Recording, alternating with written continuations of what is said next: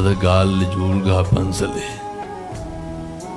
මම මෙහෙ වඩිනවා කියලා දැනගෙන මට කිව්වා 4ට බණක් කියලා දෙන්න බෑද මං කිව්වා 3ට කියන්න.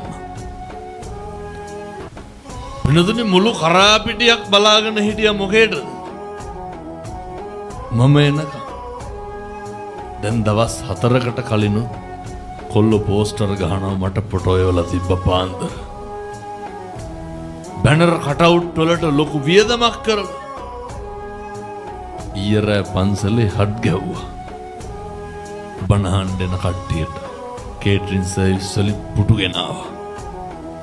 අද පාන්දර 3ට පන්සලේ නායක හරු අපවත් වුණා. තුන් හිතකින්වත් තියෙන්න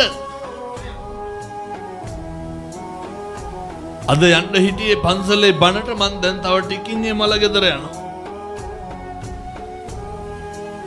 මම කීයටවත් හිතුවද මේ බණට යන්න තිබ්බ තන හාමුදුරුවන්ගේ දේහය බලන්න වෙයි කියලා.